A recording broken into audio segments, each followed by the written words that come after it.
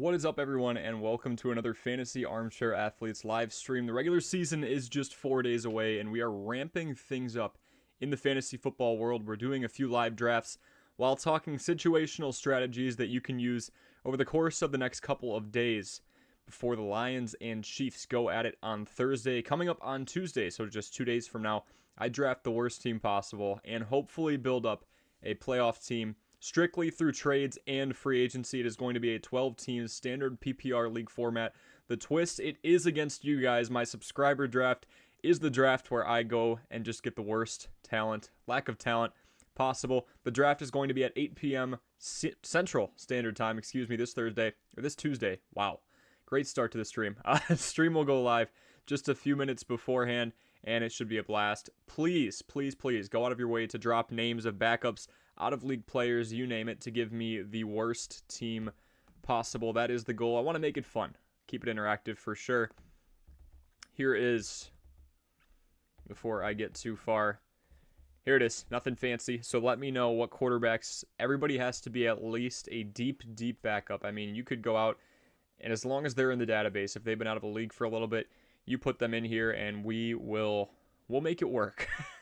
We'll do everything we can. So yeah, just drop suggestions there. Looks like I just need a standard amount of 15 players. Nothing too special. But yeah, for sure. Should be a blast. We are mock drafting as well, so any fantasy football related questions that you have, feel free to drop them in the comment section below and run them by me. There's a wonderful advertisement. But hope you all are doing great. I know it's been about 4 days since we went live. We also just put a video out today, our preseason fantasy tight end rankings and tiers. Week 1 content is starting soon. That is the next video you'll see out will be related to week 1. So we will be doing buyers and sellers at the quarterback, running back, wide receiver, and tight end position as well. Should be a lot of fun. All right, so we are pick 5 in a 12-team standard PPR format. We're seeing Christian McCaffrey fall further and further down. I've seen him go as low as 9 the last couple of days. I think a lot of people are getting very wary about the factor of just injuries in general. I mean, when you have somebody like Cooper Kupp who goes down, it's not going to help with confidence a whole lot. But 5, I'm thinking, I would assume Christian McCaffrey falls to me, but if he somehow doesn't, I'm going Travis Kelce or Tyreek Hill here. I always assume that Jefferson, Chase, and Eckler in some way, shape, or form are going to be gone regardless of order. So I'm thinking Kelce or Hill here. I haven't had a whole lot of mid-round picks. But we're going to make it work.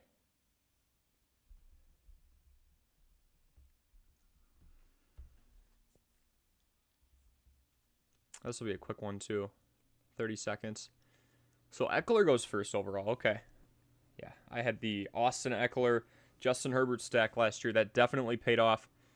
McCaffrey goes 2, so my prediction that his value is going to fall did not stand. With that being said, I don't think Justin Jefferson and Jamar Chase, either of them get passed up on the next 2 picks, so it looks like I'm going to have Travis Kelce.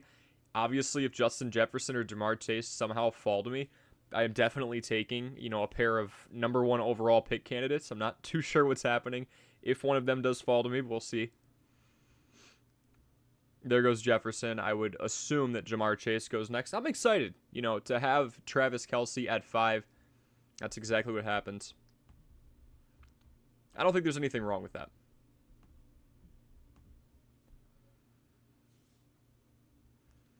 So around the turn, we're probably looking like Nick Chubb, Garrett Wilson, CeeDee Lamb have been going pretty much back-to-back. I do want to go out and get myself a running back in the first 3 rounds. At least single hero RB. Because, honestly, running backs who can do it all are kind of at a premium. You go down and hit Jahmyr Gibbs, and all of a sudden you have a ton of running backs, really from that point on, that have competition in the backfield.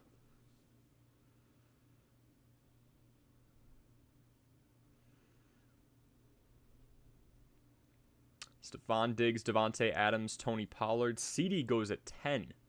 Okay, they are jumping. I'd be okay with Nick Chubb. Deshaun Watson's coming off of his worst season by far, despite the fact he only played half the season. If you project his stats across 17 games, it is not pretty. So I would think they lean on Chubb. Projections are saying he gets 40 less carries. Obviously not too involved in the pass catching game. You just rely on sheer volume with somebody like Nick Chubb, which makes him increasingly more valuable in a half PPR or, of course, standard league. Because, again, even with what they're projecting out of him, 30 receptions in this day and age when you have so many running backs who are getting more, like Josh Jacobs, like Saquon Barkley, Joe Mixon. I mean, those guys are racking up 45, 50, 55. It's just not a situation you want to be in unless you know somebody's going to get a lot of volume. However, I do have confidence in Nick Chubb, and we've got an auto pick, so I'm not going to get him. But we can get Josh Jacobs, who has way more pass catching upside. And it is not close. And there goes Josh Jacobs. So, in all honesty, I'm not a big Joe Mixon fan, except for the fact that he has been more involved in the pass catching game as of late. Obviously not very efficient of a back. I hate Najee Harris more, so I will not be taking him. I think I'm going to go Joe Mixon here. We've got pass catching. I'm hearing rumblings of Tank Bigsby maybe getting up to that handcuff running back status. I'm not 100% sure, but we're going to take what I think is the conservative move here and go get Joe Mixon. Now, I have a couple of options here. I don't really think I'm going to have Patrick Mahomes fall to me mid-3, but he definitely could. Usually as soon as one quarterback goes, all three of them do, so it's kind of up in the air, but I would not hate a Patrick Mahomes, Travis Kelce stack here, and I think it's definitely within the realm of possibilities. You know, then I do go my first 3 rounds without a wide receiver, but I think that Travis Kelce is somebody you make that exception for. So, we'll see. We will see.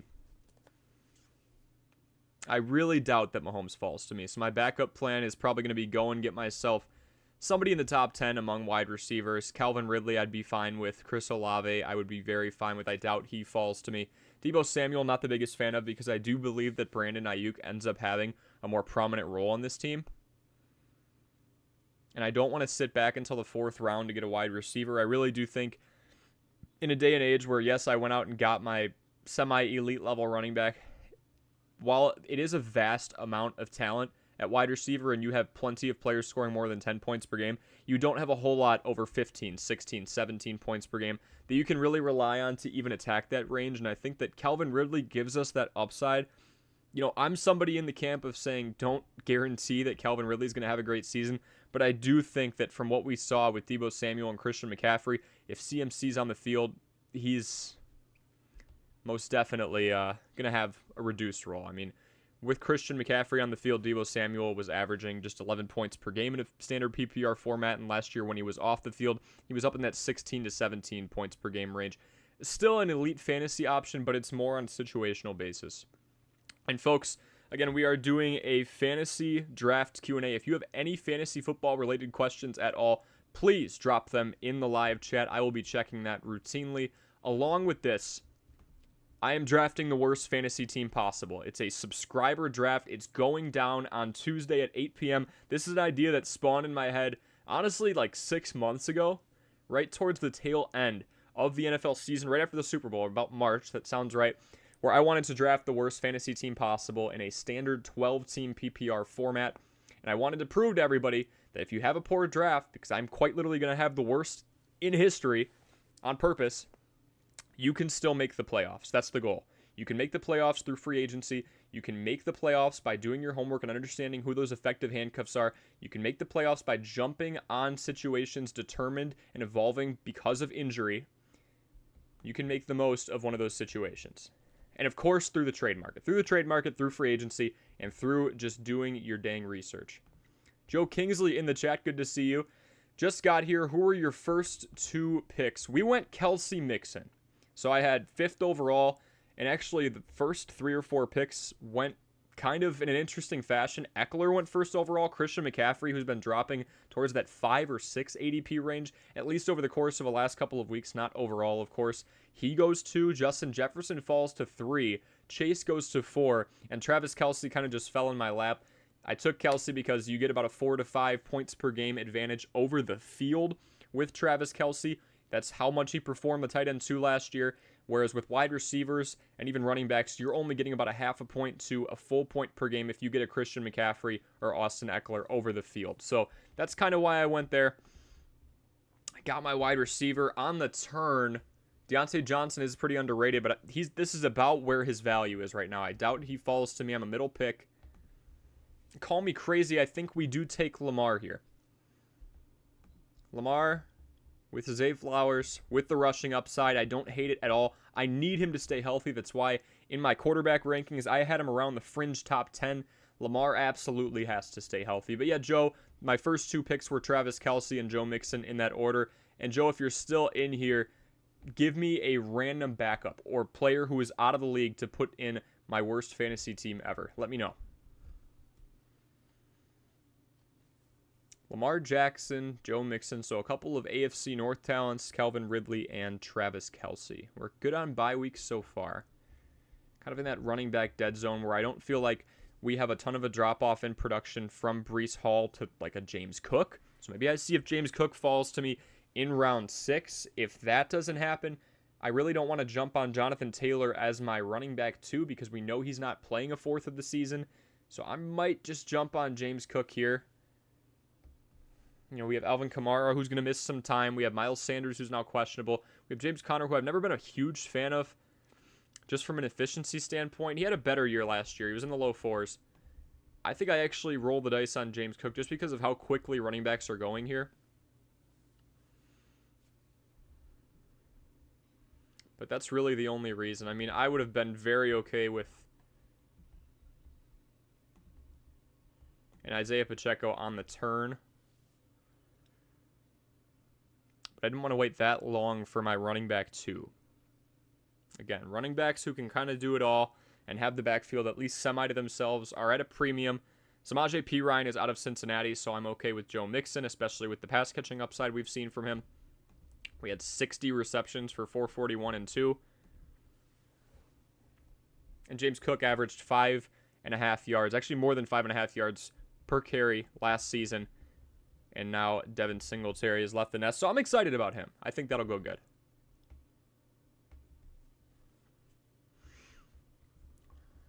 And now it's kind of conventional from here. We need some more pass catchers. So I probably go back-to-back wide receivers. Not huge on Terry McLaurin. Just re-agitated an injury. Same with Jerry Jeudy. Injury prone. Mike Evans actually looking for a trade. I'm probably thinking Brandon Ayuk here. Sometimes I can get him to fall to the 7th round. If I can get Ayuk and Kirk, or Ayuk and Pickens, or Ayuk and Cooks, or Marquise Brown and Cooks, I'm okay with that level. Not the biggest fan of Michael Pittman Jr. just because you do have a quarterback with rushing upside. But now, obviously, Jonathan Taylor's gone. Maybe they explore the passing options a little bit more. I don't think there's too much of a fluctuation in value there. I feel like I'd be stretching if I took Pittman here in the 6th. So I'm probably going Ayuk. I feel like he's the best option.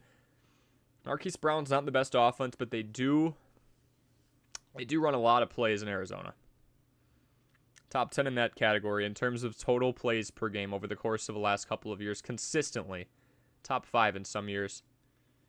Enough receivers are falling off. I want to make sure I don't have any crazy talent at the top that I'm missing out on, and I really don't. I've got my elite level tight end in Kelce. That is off my back. So I'm going to go with Brandon Ayuk. Got some good variety here. Derek, good to see you in here, man. Am I crazy for drafting both Kelce and Andrews, 10-team, half-point PPR, double flex? Derek, I don't think you are if you want to use Andrews for trade leverage. I would hold on to Travis Kelce 100%. Derek, you have a tight end in Travis Kelce who has such an advantage over the field.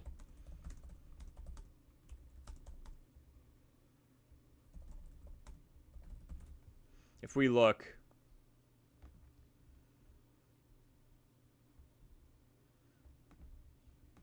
I mean, you're not going to find as sharp of a drop-off from tight end 1 to tight end 2 as you will with Travis Kelce to the field. On a points per game perspective, he was outscoring everybody by more than 5 points per game. I'm holding on to Travis Kelce, but I think, depending on what the rest of your team looks like, Derek, you can use Mark Andrews for trade leverage.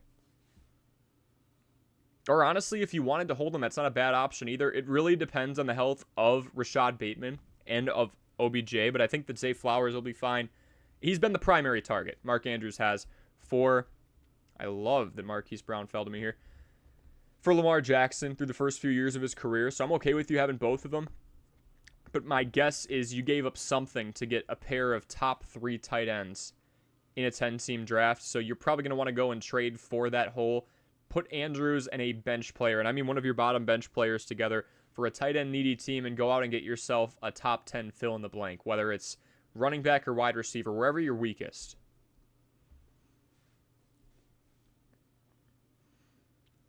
Again, folks, we are drafting and answering any fantasy questions that you may have, so feel free to drop those in the live chat. But I am also doing a subscriber draft, absolutely free, 12-team. It is full, but if you are in here, please help me build the worst fantasy team ever. Pick some backups. Drop the names in the chat. You can, if one person wants to fill up half this team, that's completely fine. The rules are this. I have to basically have a team entirely made out of backups or people who are out of the league but still in the ESPN fantasy football software, if you will, or algorithm. And I'm drafting the worst team possible so that I can try and make the playoffs based off of the trade market, free agency, and just doing my research, paying attention to certain handcuff running backs, certain scenarios, picking up, for example, a week ago, like a Deion Jackson, when somebody like Jonathan Taylor is announced to be out for 4 weeks. Derek, yeah, looking to get a running back. Derek, I would definitely use Mark Andrews in a trade to go get a running back then. Thanks for stopping in, man. We are back. JSN in the 8th. I'm pretty okay with. Did just have wrist surgery. The fact he's questionable for week 1 tells me he should be back at least in the first couple of weeks. Jordan Addison, another rookie. I think I'm going to go JSN here. I really do think he takes over that wide receiver 2 spot with Tyler Lockett getting older and older. Now, Tyler Lockett, gotta admit, like, he's somebody who's preserved his body, doesn't take a lot of contact, so he's done pretty well for himself, and that's why he's still playing at the level that he is at north of 30 years old. Jamal Williams, phenomenal pick. That's a starter for a couple of weeks, right? And I'm thinking we do go running back here. It got dry quick, I will be honest. We've got 4 wide receivers. I tripled down. I'm thinking Rashad Penny here. You know, both him and DeAndre Swift are pretty injury prone, so that could fall neither here nor there. But Charbonnet could have heavy involvement in this team as well, especially if Walker III goes down. I mean, you could say that for any of these guys. But I think Rashad Penny, you know, with how efficient he is when he actually does play, I like the move a lot. So we're going to go with him. That's our running back 3. Can always swing a trade later on.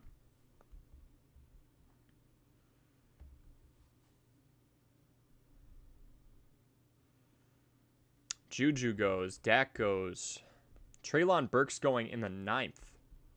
Is Treylon Burks healthy again?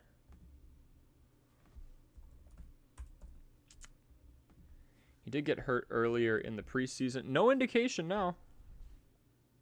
Looks like he's all right. It's a run-heavy scheme, and they went out and got DeAndre Hopkins, obviously. We're also going to see, I would think, a change at quarterback at some point this season. You don't go out and get Malik Willis in the 3rd round in 2021, and then go get Will Levis in the 2nd round in 2022 and 2023, and try to convince me that Ryan Tannehill's job is safe. So with some instability at the quarterback position, we could see just about anything, but Treylon Burks, top of the team by far in yards of separation per route last year. A true talent out of Arkansas. It's just a matter of staying healthy. They're projecting he gets an 800-yard season. I think that would do pretty well. And I think if he can actually do that, he's worth the 9th round that he's being drafted in.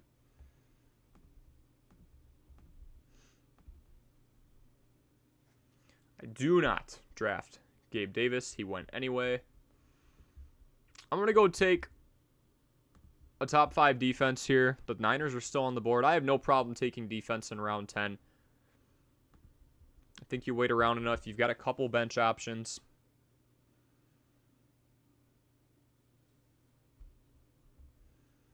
And this is actually supposed to have 7 bench spots. And this is turning quick now. Pretty heavy auto. Now we just dump flexes. If I can get Adam Thielen in the 11th round, I'm pretty happy. Sure-handed wide receiver 1, and I'm going to get him. Bryce Young. I think there's some significance. I don't like to look into preseason too much in terms of fantasy football, but I think there's some significance that the first pass completion of Bryce Young's career went to this guy, and his first touchdown went to this guy as well. Elijah Moore goes right before him. Nico Collins in an offense that's going to need a lot of help, but he could be the wide receiver one. It's kind of wide open. You could say the same for Chark in Carolina. Lots of tight ends still on the board. I've been seeing Freiermuth slowly get a little more respect. He's already off the board here. I believe I saw him go 8 or 9. I don't know before that. Yeah, he went late 7. Which I think is more of his value. 6.5 targets per contest last year. That's 5th among tight ends. Started to connect pretty well with Kenny Pickett. It's kind of just a random draw when you have so much young talent on that team in Freiermuth. In Deontay Johnson. He's kind of the vet now, I guess, of that receiving core. And, of course, George Pickens. I like to do this depending on what's available and just go out and get a pair of debatably top 10, top 15 tight ends to use for trade leverage. You know, it's a really thin market. So I might go out and get a Conquo here.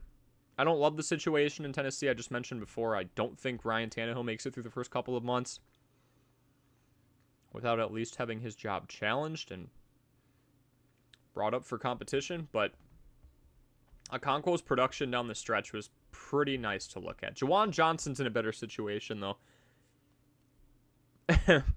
He's projected to do literally the exact same thing. I mean, ideal situation with Derek Carr. He was in an offense in Las Vegas that utilized the tight end position at a very high rate. So I like Juwan Johnson here. He led all receivers in New Orleans last season with 7 receiving touchdowns. I think it's a pretty decent situation to be in. And to have that as your backup tight end gives you some trade leverage. If he ends up outdoing the expectations and being a top 10 tight end, which I think there are some scenarios where he does that.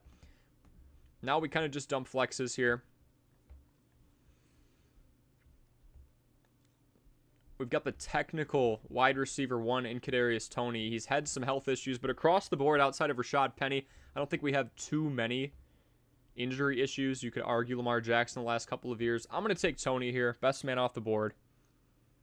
Devon Achane is getting increasingly more enticing because of the situation in Miami with Jeff Wilson Jr. now being on the IR. Achane gets the elevation to that running back 2 spot.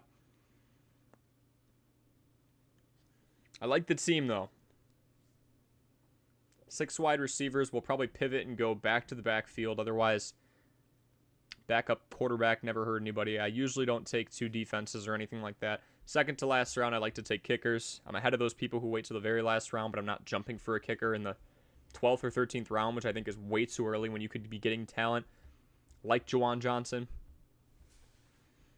See, I'm just not a big fan of this. I'll take him round 15. No problem with that. Again, folks, if you are just joining in, we're doing a live mock draft. I'll probably be doing a couple of these. This is just 12-team standard PPR, but I'm answering any fantasy football-related questions. You got a draft coming up. You got a trade you want to spin. Anything like that. Who should I start week 1? We'll do those as well. Drop those in the comment section below, and also drop some names of backups. I'm building the worst fantasy football team ever because I am doing a subscriber draft in 2 days where I draft a ton of backups and show everybody that you can make the playoffs strictly off of free agency and the trade market. I'm going to go Roschon here.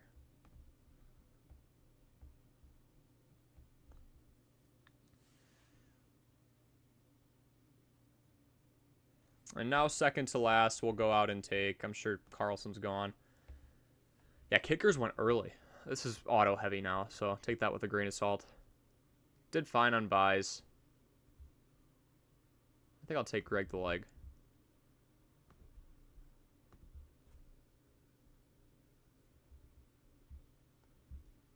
And then last, we just go out and get the best person on the board. We're probably going to get like Romeo Doubs, Van Jefferson. Van Jefferson's really enticing if Cooper Kupp goes down, which he's already had the hamstring issues early on before the season's even started. Rashad Bateman, I don't want to risk more injury. Jefferson's probably the favorite here if I can get him. I can't with all the autos. Let's see. We go out and get a Kenny Pickett or a Bryce Young. Get a solid backup quarterback. Interested to see how Jimmy Garoppolo is going to do. I would classify him as somebody else who we're really worried about in terms of injuries. But he's got decent pieces around him. There's no denying that.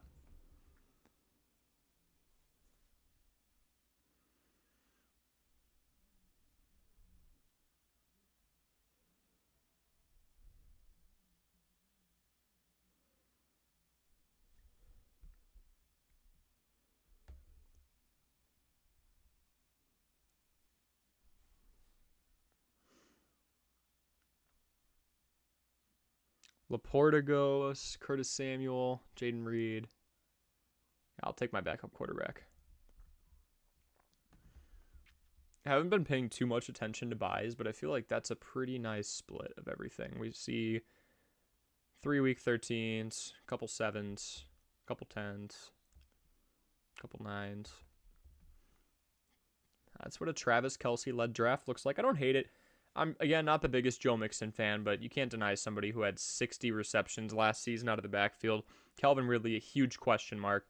Lamar Jackson, we're taking a little bit of risk there with injury. And then we went pretty stable. James Cook, Brandon Ayuk, Marquise Brown. JSN, I think, will be fine. But we definitely took some more risk in this one. There's Rashad Penny. There's Kadarius Toney. A what-if and Roshan, but I don't think that's a bad 14th round pick. Really, really optimal pick at, what is that? 16, 15, 14, 13, 12. Round 12 with Juwan Johnson. Not bad at all.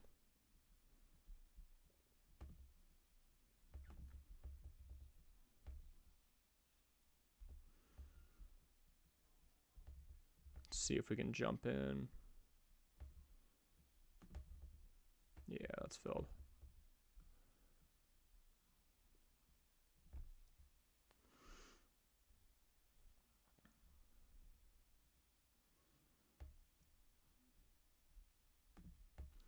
We'll go 14 team.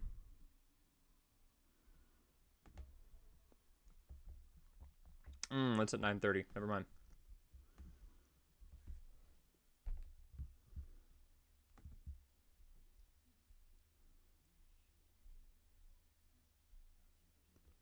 Let's get a 25, 25, 25.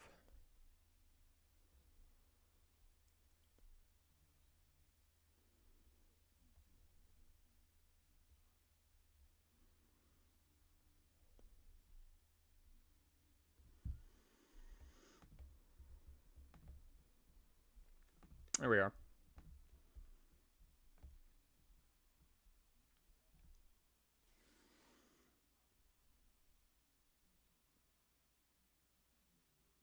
I was debating for this subscriber draft on giving myself one starter in the draft. I don't think I'm going to do it. I really just want to try and start from scratch. So, backup quarterback, backup running back, backup wide receiver, tight end. Someone who would never get used in the flex, and then bench warmers get creative. So, that's what we're going with there. I want my projected score to be below like 40 week 1 before I make a ton of moves, and we'll be live streaming that pretty much every week. That is the goal.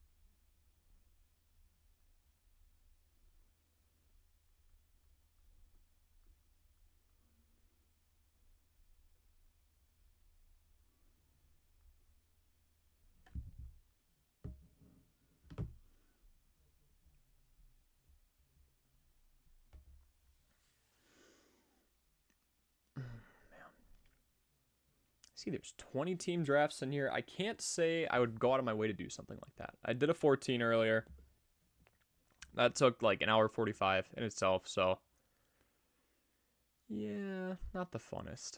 Not my idea of fun. I think it's interesting. I will say that, to see what names go off the board and whatnot. And we're pick 12. That should be interesting.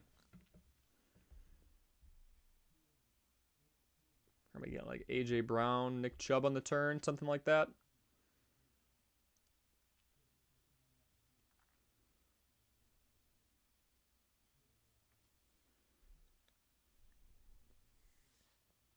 Again, folks, keep popping those fantasy football related questions in the chat. And also, if you're in the live chat already, give me a backup. I am making the worst fantasy football team ever. At least in terms of drafting. And then from there, I'm going to try and make the playoffs through waiver wire, free agency acquisitions, and of course, the beautiful, wonderful trade market. So I have to start from rock bottom, though. So give me a backup quarterback, give me a backup running back, wide receiver, tight end, literally anything. Just name off some meme players. I need you here.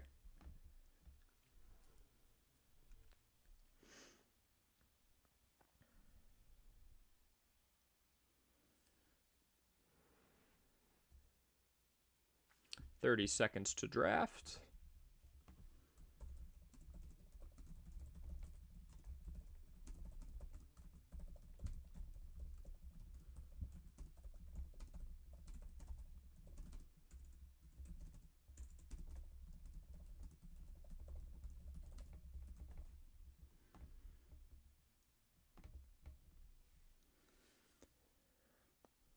$12. Yeah, we might get like a CeeDee Lamb, A.J. Brown. And then on the turn, hopefully I can nab Josh Jacobs or Nick Chubb. That's what I think of off the bat. Unless somebody really jumps for them. If somebody goes... Or if there's a lot of people anticipating they want to go single or double hero RB, I might be SOL there.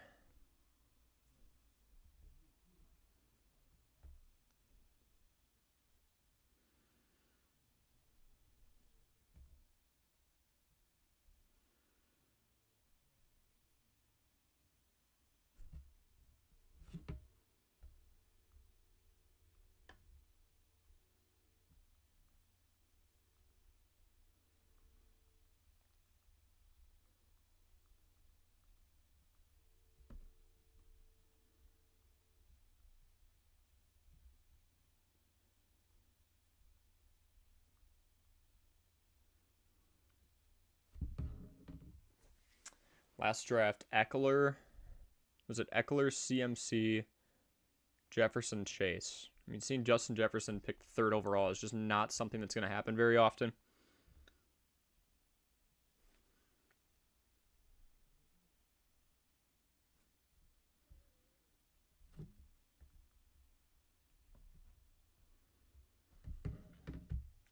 Yeah, 12. Saquon's not following me. Would love Tony Pollard. I haven't had him in a whole lot of drafts. He keeps going higher and higher. I mean, you have a top 5 running back, in my opinion. He was top 10 last year, I believe 9th. Despite the fact he was sharing the backfield with Ezekiel Elliott, who poached 12 touchdowns. Jetta goes first. Chase goes second. Chalk so far. Always interesting to see where Travis Kelce goes. I feel like I've seen him go everywhere from second to like 8th. Usually around that 5-6 range where he's projected. CMC goes third. There was a bit of fear after Hill goes 4th.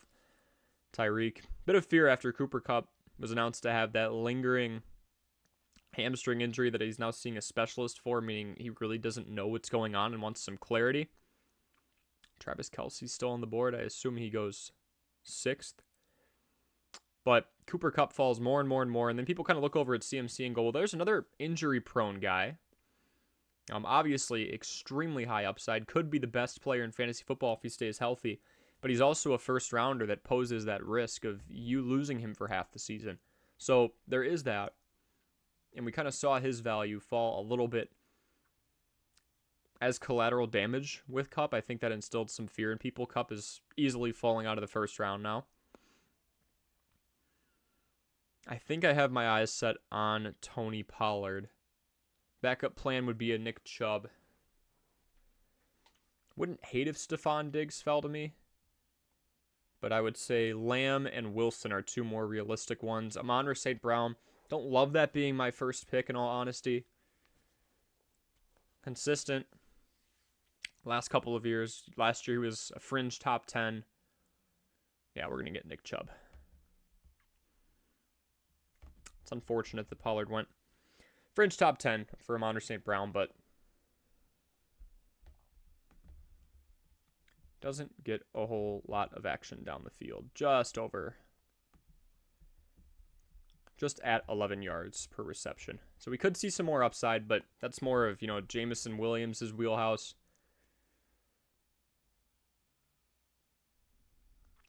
There goes Amon-Ra. Amon-Ra before CeeDee. Interesting. CeeDee was number 5 overall last year in a standard PPR format. Josh Jacobs falling a little bit. Potentially. Derrick Henry falling a lot. I feel like Jacobs projected at 19 isn't right. He could go a lot higher. There's a reach for Brown, a reach for Olave. Yeah, Derrick Henry, I think a lot more people are realizing not only is he turning 30 this season, but in standard PPR, you want a pass catcher. And this was Derrick Henry's best year as a pass catcher, and there wasn't much. 400 yards receiving is not bad. 33 receptions is, at least in this day and age where you have two-way running backs pretty much everywhere, it's not the best. But 1,900, almost 2,000 all-purpose yards, nothing to scoff at. I mean, we're going to be way down here. I'm probably thinking QB on the turn if I can get one. End 3, I don't think any of the big 3 are going to be there. If they are, I'll jump. Otherwise, I have no problem waiting back for Justin Herbert, a Trevor Lawrence, Daniel Jones, sneaky upside. Always seems to be around second half of drafts.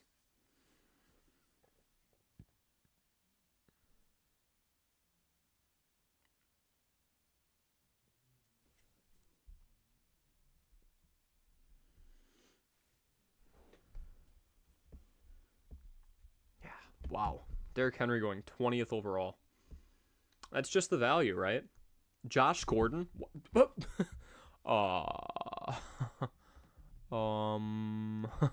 that'll be one of my players. Maybe that will be one. What? You gotta be kidding. I mean, holy cow. He had one target. That's gonna be someone I probably take on this worst possible fantasy team. I mean, he just doesn't play football anymore. There goes Allen, and I bet you the dominoes happen the next 3 or 4 picks. We lose Mahomes and Hurts. We shall see. If they're around, I'll gladly take them. Otherwise, I want a really solid wide receiver, too. Not the biggest on Debo or Keenan Allen. Could also get an elite-level tight end in Mark Andrews. Amari Cooper, very solid wide receiver 2 option. Garrett Wilson's just going to light the world on fire. I mean, the fact he was top 25 in standard PPR with that quarterback room, led by Zach Wilson. I say led very, very cautiously. Mike White, Chris Streveler, Joe Flacco. It's just not ideal. There goes Hurts and Mahomes. Operation QB is going to wait a little bit.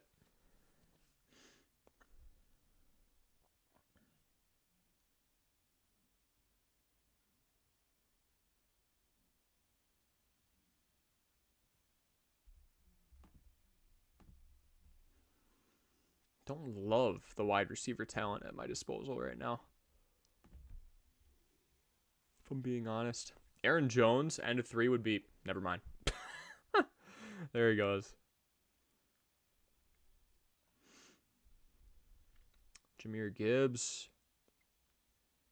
I do not want to take Najee Harris, and I won't take him late 3 even. The lack of efficiency...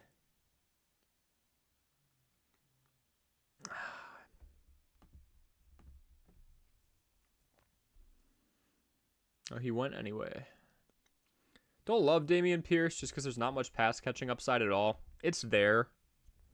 I mean, a little over 5 yards per reception is not anything to walk home around. Excuse me. And Devin Singletary is there now too. I think I'm going to take the elite level tight end. We're just going to go single hero RB here. We're kind of in that range already where people are sharing the backfield. James Cook is sneaky. We might get him. I'm going to hope we get him on the turn.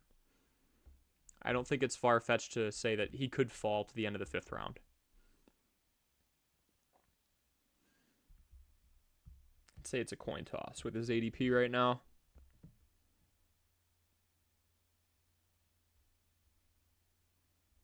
Never know.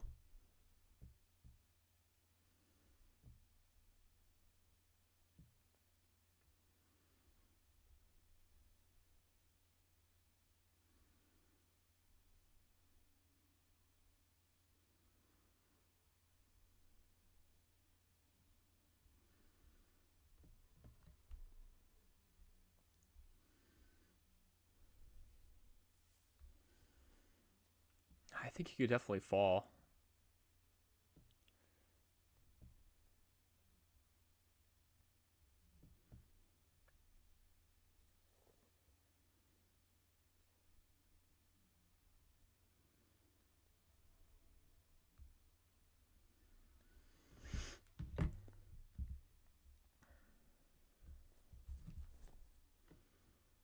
Lamar goes early 4. I feel like that's a pretty good bargain.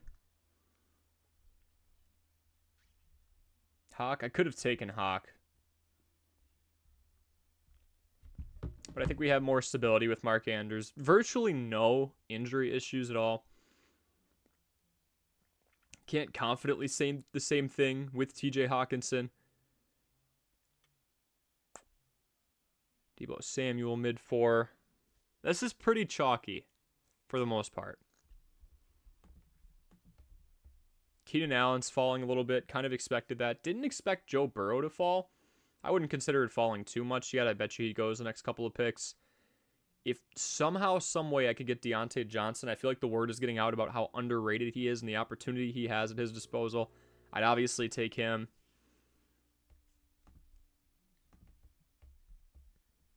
I could wait around, though. I really could. Khalil Herbert's the running back 1 in Chicago. They run more than anybody else in the league. You know, that's a potential 7th or 8th rounder. I could wait around, and I wouldn't see much of a dip in production. DeAndre Swift, just the injuries worry me. Wouldn't be mad at Jamal Williams being my running back, too, depending on the talent I can get off the board before that.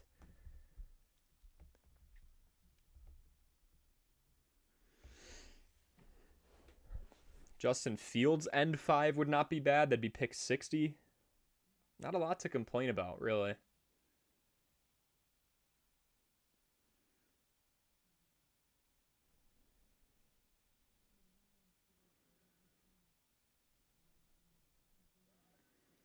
Early on in drafts, I was taking Trevor Lawrence. I mean, with the increasing amount of buzz around Calvin Ridley, it's kind of hard to get him at a decent price now. Like Ridley, I think he's being drafted a little too high sometimes, but I mean, Trevor Lawrence could very easily be top 5 in fantasy this year. You look at what he has at his disposal in terms of a receiving core. It was already ridiculous that he had Kirk, Zay Jones, Evan Ingram, and Travis Etienne occasionally catching a pass. You add potentially a top 10, top 15 wide receiver if he is what he was before in Calvin Ridley, and yeah, it's dangerous. Justin Herbert goes. A lot are thinking quarterback here. Can I get Justin Fields? That would be nice. It's going to be close. James Cook falling to me would be a pleasant surprise. What are the odds both of those go in the next 6 picks? James Cook, efficient back, 5.7 yards per carry last season. He's got the backfield to himself. Obviously, Josh Allen's going to call his own number here and there.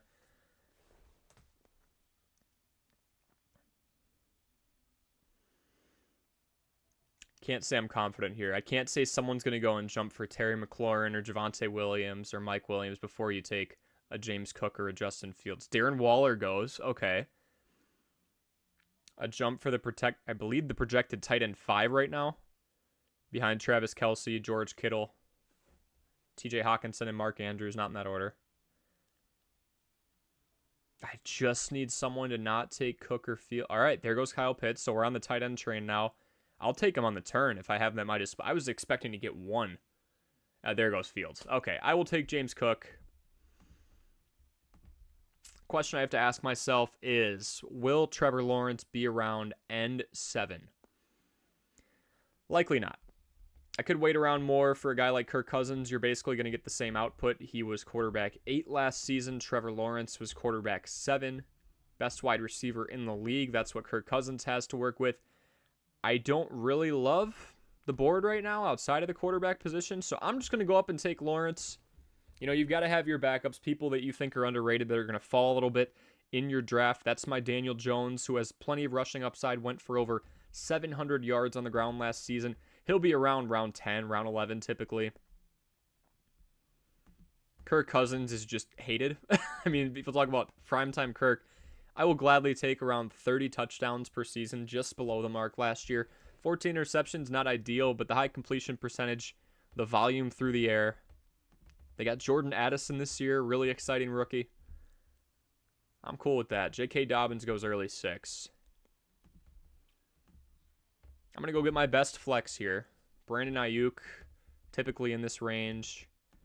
Pacheco, Christian Kirk.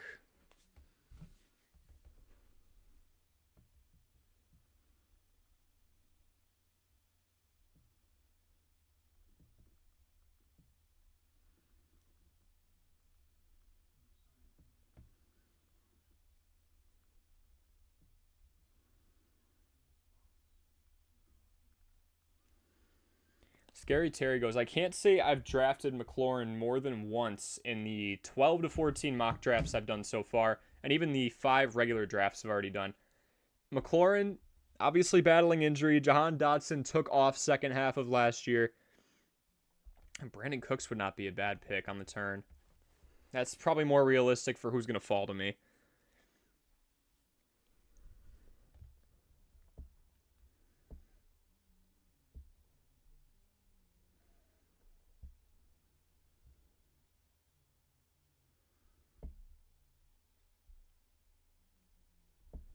George Kittle goes late 6. That is something. I mean, we see the Q next to this guy's name all the time. He's only missed 5 games in the last 2 years, and I say only because I swear there's always an injury report on him. It feels like he should have missed about half the games. They're there, though.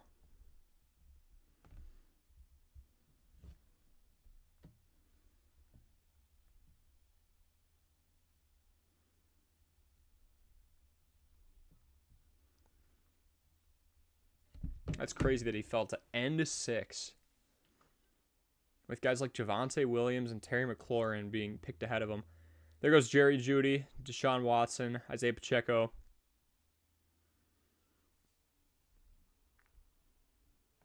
Wes, I see you're in here. So yeah, I'm building the worst fantasy team possible. It has to be backups across the board. My goal is to show everybody that I can build a playoff team, and that you can as well, strictly off the trade market, free agency, and just paying attention. Getting those handcuffs later on. Going and getting waivers, that type of stuff. I mean, just paying attention in general and emphasizing the importance of research, staying in tune with fantasy football news, it's going to help you a lot. That way, those people saying, I just had a horrible draft, what am I doing? My season's over, there goes my $50. I'm quite literally drafting a team that will be much worse than anything you've ever done, and I'm going to try and show you we can make a playoff push. 12-team standard PPR against subscribers. Travis Homer. I like it. That's a third stringer. We'll take it. Yeah, it's weird with wide receivers, right? You could take the wide receiver to the backup wide receiver, and I could go out and get T. Higgins. That's not fair, right? I don't want to do loopholes.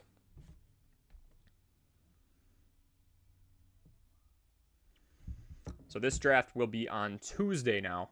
Tuesday at 8 o'clock. Made the announcement on the Fantasy Armchair Athletes Instagram story earlier today. All right, what do we got? I'm cool with Brandon Cooks here. Wide receiver 2, just ahead of Michael Gallup. He's had a few 1,000-yard seasons under his belt. I still want to get a solid running back 3 if we have people who are relatively involved. I know Khalil Herbert just went off the board before, which is really unfortunate, but I'll take Jamal Williams. I don't think he's going to make it all the way around.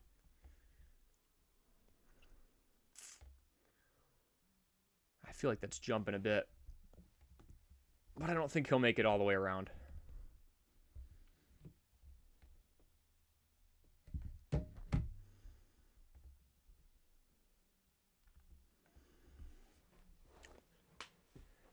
Dalvin Cook seems to be falling in value. I think people are just starting to look at Breece Hall tape more, and they're going, okay, this guy was pretty good. But again, the whole purpose of this Dalvin Cook acquisition, 10th highest paid running back in the league, he's going to get touches, is really just to take a load off the shoulders of Breece Hall.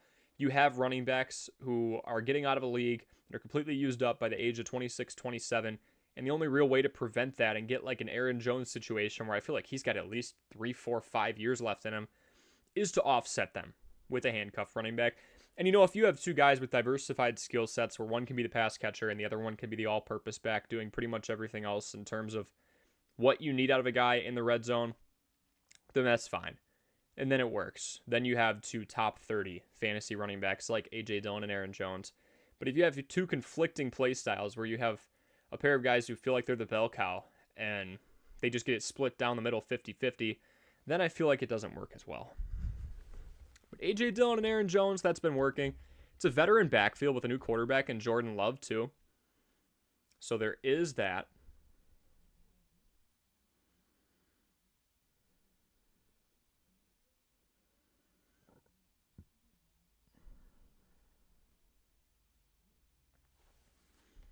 Taysom Hill. He is outside of the top 20 in projections right now. Obviously not the starting tight end. Taysom Hill, I just found out, has not been in more than 50% of snaps in an NFL game since week 17 of 2021. So he went all of last year, all the games he was in. Obviously a specialty player, right? He'll throw once in a while, take a handoff, catch a pass here and there. He's in for less than half of the snaps every single time. So he's not an all-down player, right? Even though he's classified as a tight end and can do a little bit of everything, he's not doing a little bit of everything every play.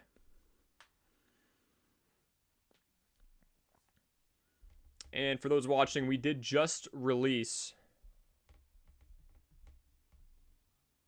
our tight end rankings and tiers ahead of the season. The final one, we did quarterbacks, we did running backs, we did wide receivers, did tight ends. Then we're going to get on a weekly schedule starting this week already, with the season opening up on Thursday with buy and sell videos. I'll take 3 to 4 options at the quarterback, running back, wide receiver, and tight end position and say 3 to 4 that I think are going to perform well above their value, and then 3 to 4 that I believe will perform well below their value. So we're talking 6 to 8 players at each position. I feel like that's better than just saying start or sit. If I tell somebody in a 16-team league that they should sit Kirk Cousins, it's not going to help anyone. So this is more so relative. I'm telling people that it is going to, or more fixed than relative. I'm saying this person's going to outperform what they typically would do. I'll start by referencing last year, if not just projections when we're dealing with rookies like Bryce Young, like Jordan Addison.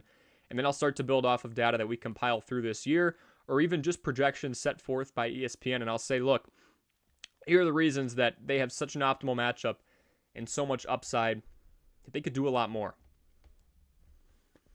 Wes, I'm not even going to take A.J. Dillon because he gets so many touches. I've got to take backups. I mean, go find another third stringer if you can. Like, if Rex Burkhead is still in this database, we'll do that.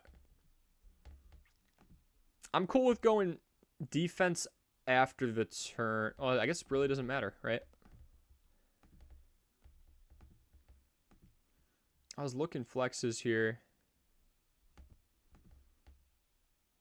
I don't love Juju. We'll take him there.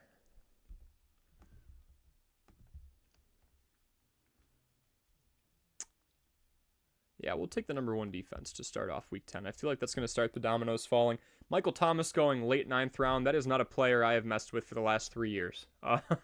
Yeah, close personal friend A.J. Dillon. I like it, Wes. Yes, A.J. Dillon plowed the Kenosha Kingfish mascot. If you guys don't know who the Kenosha Kingfish are, they're a team in a summer collegiate woodbat league. I was actually the play-by-play voice for them this last season.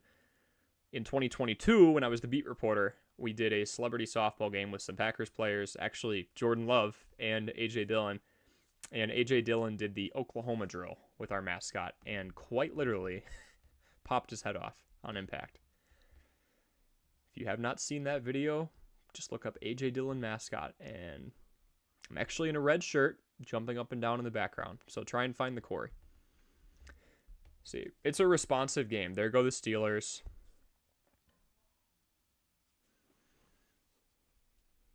Tua falling a decent amount, actually. Rondale Moore, the wide receiver 2, behind Hollywood. Got a pretty even split here. 4 wide receivers, 3 running backs. Running backs at a premium for sure, but I feel like we're all kind of in the same pool now. I'd probably take Zach Charbonnet over most of these guys. Roschon Johnson has plenty of upside. Tyler Algier, I still feel horrible for. I mean, the guy did literally nothing wrong last year. Over 4.5, almost 5 yards per carry.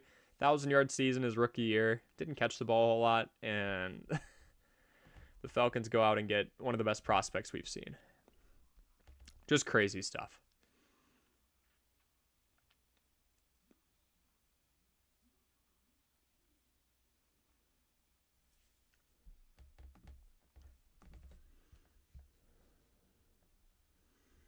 Trevor Lawrence is right on that fringe. You know, I think he could finish top 5. I wouldn't classify him as elite, that S tier, your Jalen Hurts, your Josh Allen, your Patrick Mahomes, even Joe Burrow, where if you have one of those guys, there's no need for a backup. Just go stream a backup the one time they have a bye week. You've got a reliable option. Knock on wood if they stay healthy, right?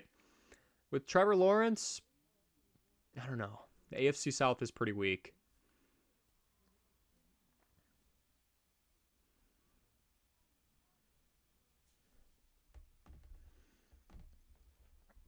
Let's go trade leverage option here. Double tight ends. Got the surefire top 5.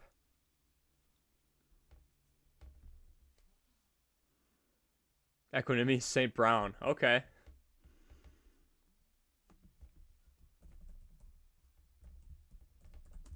Oh, I definitely butchered that. That's fair. He's pretty deep in the depth chart.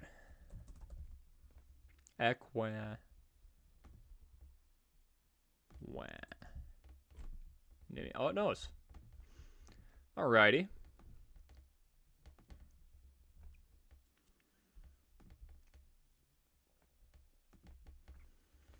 Would love Tyler Boyd here. I'm not going to lie. Zay Jones, not a bad option either. I mean, those are the 2 deepest wide receiving cores in the league right now. Cincinnati and Jacksonville. I don't think there's much of a debate there. Charbonnet goes. Thinking Boyd. Kadarius Toney, man. It's not a question of usage at all. It's literally health. If that man stays healthy the whole year, Patrick Mahomes will make him a 1,000-yard receiver. The talent's there. The open field speed's there.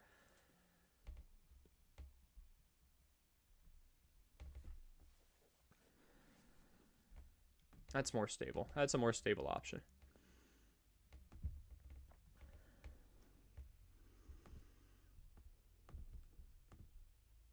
We will take Juwan. It kind of seems like a reach, but when you don't have a pick for another 2 rounds and you want trade leverage. Tight end market's thin, man.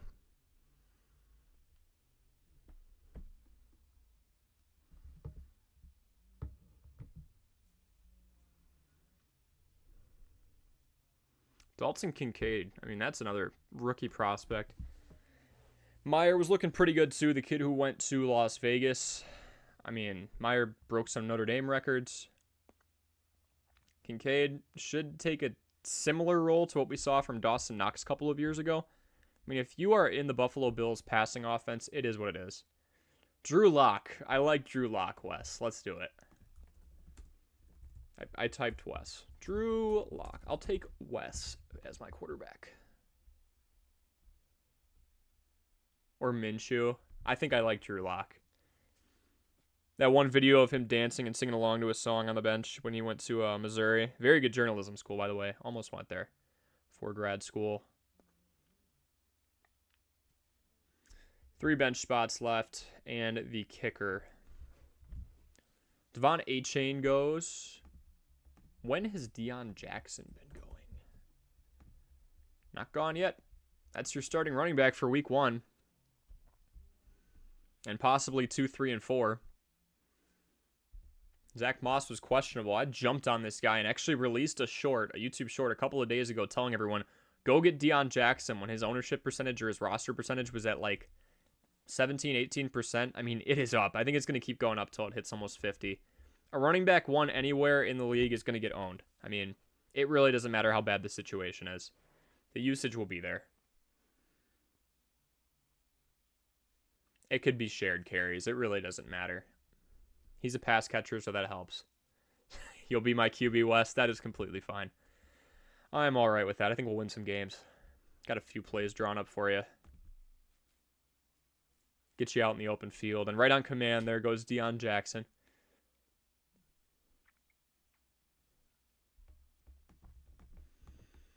Let's go get our fourth running back right now. Roschon.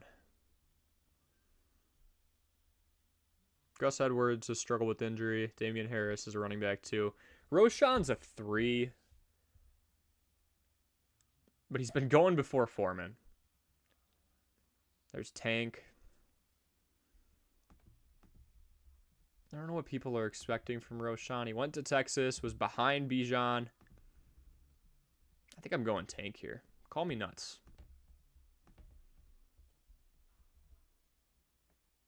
I throw a mean interception. Yeah, I do too, Wes. You don't want to be a wide receiver when I'm quarterback. And it's kicker galore. I mean, honestly.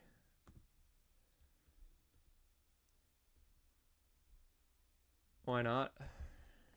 Take him around early. Got a big turn here. I'll make the exception. Usually I go second to last round. Get ahead of those people who wait until the very last round to get their kickers, so I get a decent talent for an offense that, I mean, ideally, right, you want an offense that accumulates a lot of yards, but also just kicks a ton of field goals. So they have horrible red zone touchdown percentages, but they score a lot of yards. If you can find those crosshairs, that intersection, you probably have a good kicker, as long as they're not shanking field goals. But typically I do second to last round. Some people take them in like the 4th or 5th to last round. I'd much rather get insert talent here. Jawan Johnson, Tyler Boyd, Jalen Warren, Zach Charbonnet. I'm taking those over a kicker every day of the week. But last round, you want to get ahead of them too. So I just get ahead of the pack and usually do round 15. But I have a big turn here, so that is fine with me. Pretty balanced, to be honest. Somebody who's got top 5 potential. I think there's definitely some scenarios where Trevor Lawrence, even though he's pass heavy, finishes inside of the top 5. It doesn't just have to be guys like Josh Allen, Jalen Hurts, Lamar Jackson, Justin Fields. You can have some pocket passers in there like Patrick Mahomes and Trevor Lawrence. Nick Chubb, James Cook, kind of in between that running back 2/running back 3 bench-ish role. Garrett Wilson and Amari Cooper is a mean 1-2 punch. I really do believe that. Amari Cooper had 1,100 receiving yards during Deshaun Watson's worst year of his career. So Brandon Cooks, solid flex option in a 12 team. Mark Andrews kind of fell to us a little bit. Was shocked to see him there. And 3. Best defense. Jamal Williams is a solid pick. You've got to reach a little bit when you have the first or last pick and you're going to go 22 picks without taking anybody. So we reached a little for Jamal. Juju wasn't too happy with it, but it was the best talent at my disposal. Jawan Johnson later on. Tyler Boyd and Tank Bigsby.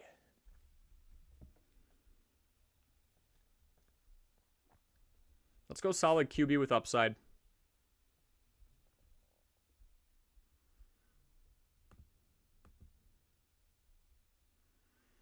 Daniel Jones is off the board.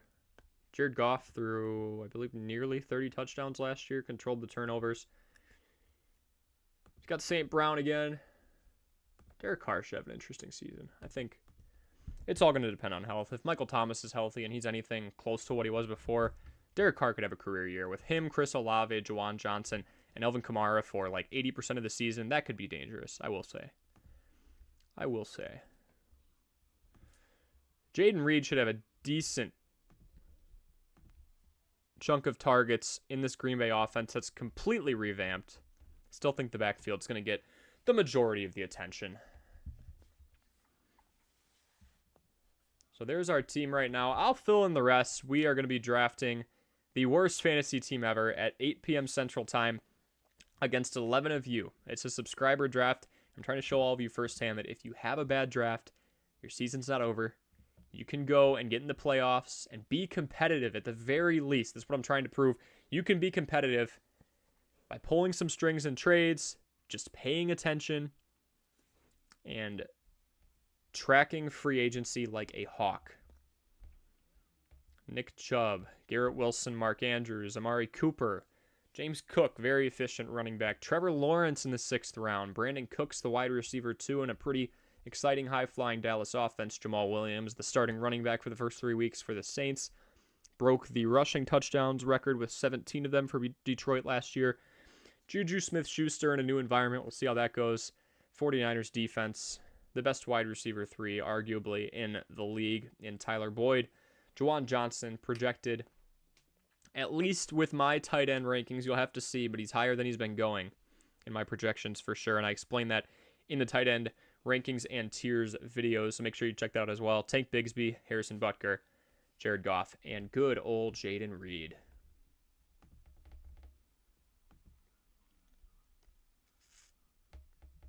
Wes says I'm gonna walk the floor in this league. I really hope so, man.